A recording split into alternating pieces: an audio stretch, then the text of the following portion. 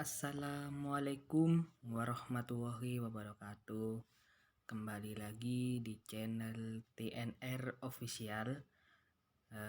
Yang terhormat Bapak Ahmad Syauqi, SEMM, dan juga yang saya cintai teman-teman saya yang ada di rumah, semoga sehat selalu di sana. Jangan lupa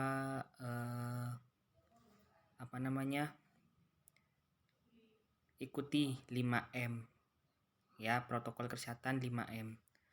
Oke, di sini saya akan mempresentasikan hasil tugas saya, karena saya sendiri dan teman-teman saya tidak bisa dihubungi karena kurang tahu kenapa. Oke, kita lanjut. Nah, di sini kunjungan ke percetakan Demang, ini tugas saya. Nah, sebelum saya presentasi terlebih dahulu, saya menceritakan pengalaman saya waktu bekerja di sana. Nah, saya bekerja di sana awal tahun 2019 ketika saya waktu masih SMA.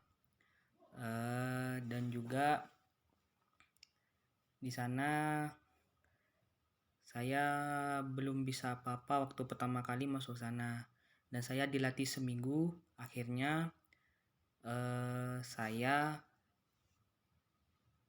bisa mengerjakan semua tugas, yaitu dari fotokopi, print-printan, dan juga lain sebagainya. Jilid bisa, alhamdulillah. Sampai saya berhenti waktu mendaftar kuliah gitu. Oke, kita langsung presentasi kunjungan ke percetakan Demang, tempat bekerja saya dulu. Oke, ini ada aspek hukum. Ini percetakan Demang sudah tidak asing lagi bagi orang-orang di sekitarnya, karena tempat usahanya selalu ramai dikunjungi orang. Selain itu juga, percetakan Demang memiliki aspek hukum yang baik karena pemilik dari usaha tersebut telah menjalankan keseluruhan aspek hukumnya dengan sangat baik, antara lain memiliki dokumen yang lengkap dalam mendirikan usahanya, yaitu seperti surat izin perdagangan dan dokumen lain sebagainya. Nah, di sini menerapkan sistem STP juga di sini, yaitu antara lain segmentasi, targeting, dan positioning. Nah, yang pertama segmentasi dulu ya. Segmentasi produk cetakan ini sangat luas. Dari berbagai orang yang membutuhkan, percetakan ini merupakan segala segmen mulai dari kalangan bawah, menengah, dan atas. Nah, bisa dipahami ya di sini ya. Yang kedua, targeting. Target pada produk percetakan ini umumnya adalah sekolah dan perkantoran. Nah, jadi kalau sekolah itu antara lain SD, SMP, SMA, yaitu antara lain yaitu kebanyakan fotokopi, jilid, print-printan tugas dari sekolah gitu. Kalau yang perkantoran itu ada alat tulis kantor, jilid buku banyak, dan juga laminating kakak bisa juga, cetak undangan juga bisa. Nah, itu pokoknya dah. Dan yang ketiga yaitu positioning, yaitu strategi brand image atau penanaman merek ke dalam hati dan pikiran konsumen. Dalam melakukan strategi ini menggunakan media visual seperti spanduk, stiker, dan media online. Nah, jadi tempat kerja saya dulu itu sudah ada bannernya, itu berupa alat tulis kantor, tersedia print-printan juga ada di sana, dan juga mempromosikannya itu lewat media online juga bisa.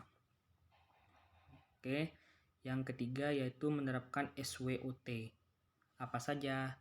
Yaitu strength, yang dapat dijadikan kekuatan dalam bisnis ini adalah dari kualitas dan kuantitas karena kualitas lebih utama, tapi dari bagusnya kualitas kami tidak meninggikan harga dan menyamakan harga dengan harga pasar dan percetakan lainnya. Jadi intinya yaitu mungkin dari dulu saya bekerja awal tahun 2019 sampai bulan Agustus itu masih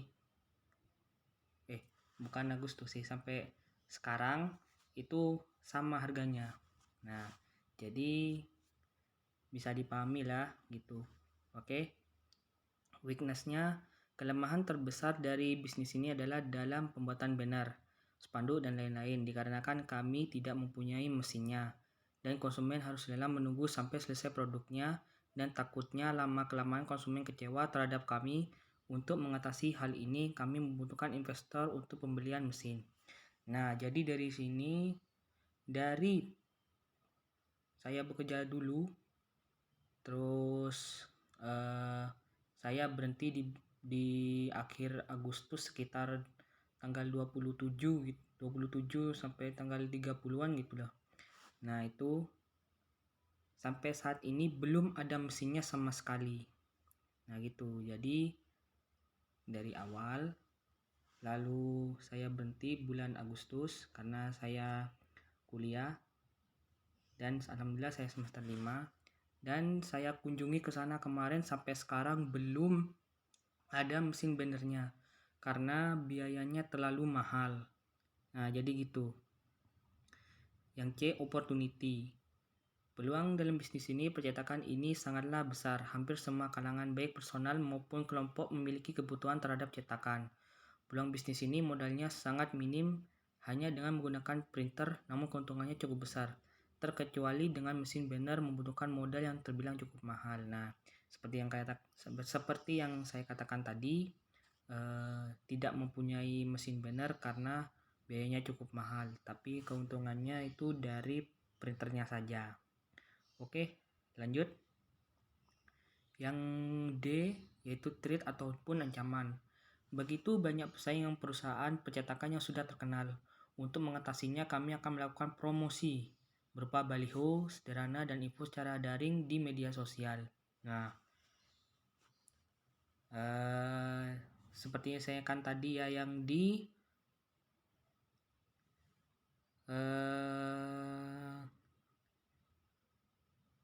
positioning tadi di sini, mempromosikannya lewat media online bisa, lewat spanduk juga bisa. Nah, yang kedua yaitu ada aspek pasar. Apa saja? Yaitu A, segmentasi pasar berdasarkan profesi. Nah, di sini kita bisa lihat 45% karena memenuhi tugas sekolah SD, SMP, dan SMA. Nah, itu aja. Mahasiswa 25% karena memenuhi tugas dari dosen dan lainnya. Yang dewasa juga 30% karena membutuhkan alat tulis kantor, undangan, dan lain sebagainya. Nah, yang B, target pasar. Target utama pemasarannya yaitu SD, SMP, dan SMA, karena banyak diberi tugas berupa fotokopi ataupun print. Kemudian bagi yang dewasa yang hendak menikah, untuk memesan undangan, dan orang dewasa telah bekerja untuk membeli peralatan kantor maupun kebutuhan lainnya. Dan yang ketiga ini aspek keuangannya ya, bisa dilihat di sini. Ada biaya investasi, pengeluaran per bulan, pendapatan per bulan berdasarkan target, laba bersih, balik modal. Nah, itu aja. Nah, yang sekarang 4, aspek teknis operasi. Ada 2 faktor utama yang mempengaruhi aspek teknis operasi di bidang percetakan. Antara lain yaitu faktor utama, dekat dengan sekolah, kantor, dan sebagainya. Nah, yang B, dekat dengan bahan baku. C, tersedianya tenaga baik jumlah maupun kualifikasi yang diinginkan. Nah, ini faktor utamanya bisa dilihat ya. Dan faktor sekundernya ada di sini juga. Oke, kita lanjut. Aspek manajemen dan organisasi. Yang pertama, aspek manajemen. Dalam menjalankan bisnis percetakan, dibutuhkan suatu modal awal. yang dimana modal tersebut akan digunakan untuk membeli segala sesuatu yang kami butuhkan, seperti kebutuhan komputer dan mesin fotokopi yang berubah untuk mengolah segala sesuatu yang dibutuhkan. Nah, yang pertama modal awal itu hanya dibutuhkan komputer dan mesin fotokopi. Printernya juga pun bisa. Dan biaya yang lain yaitu berupa meja, kursi dan sebagainya sebagai alat pembantunya di situ. Dan yang kedua, aspek organisasi. Nah, di tempat percetakan Demang, tempat kerja saya dulu ya. Di tempat percetakan Demang tidak ada struktur organisasi, hanya aja dalam pimpinan dan karyawan saja. Karyawannya ada yang bertugas untuk membuat desainer, print, fotokopi, dan lain sebagainya. Oke, kita lanjut. Aspek ekonomi dan sosial. Nah, di percetakan Demang sampai saat ini sudah dinilai sangat baik dikarenakan telah bekerja sama dengan pegawai-pegawai lainnya, yakni mayoritas itu PNS. Nah, untuk membuat double data ataupun fotokopi. Nah, jadi saya dulu buat fotokopi banyak. Itu kalau nggak salah sekitar 3.000 sampai 4.000 lembar gitu. Pokoknya banyak itu dah. Dirangkap 3 waktu itu. Oke. Lanjut. Ini ada print, jilid buku dan lain sebagainya. Sehingga membuat para konsumennya sangat tertarik terhadap tempat usaha tersebut dikarenakan prosesnya sangat cepat dan akurat. Antara lain sebagai berikut. PNS memfotokopi data pemerintah sebanyak 2 ataupun 1 data per map dirangkap 2 pada tanggal 1 Januari dan diambil tanggal 27 Juli. Maka proses pengerjaannya semakin cepat dalam waktu 4 bulan. Nah, kalau pengalaman saya itu awal Februari itu nerima sebanyak 120 map, terus dirangkap 2. Semuanya itu dirangkap 2 dan juga pengerjaannya prosesnya cepat.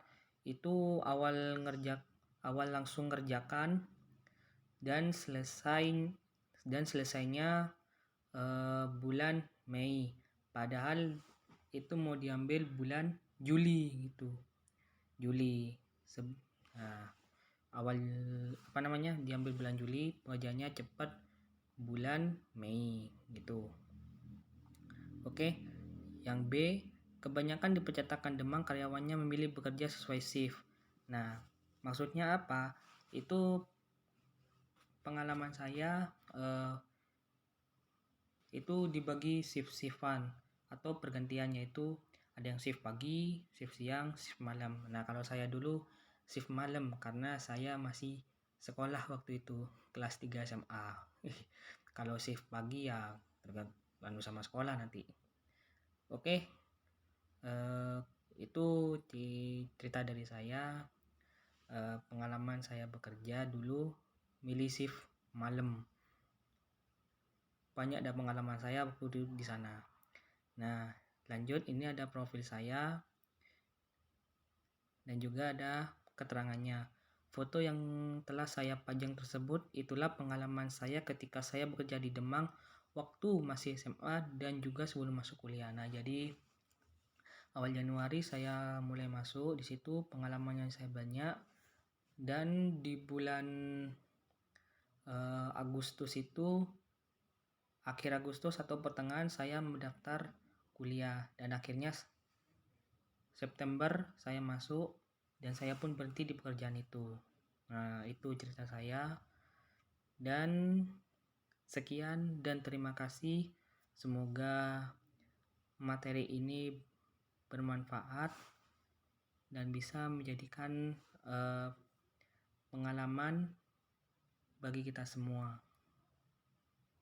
Sekian dan terima kasih. Assalamualaikum warahmatullahi wabarakatuh.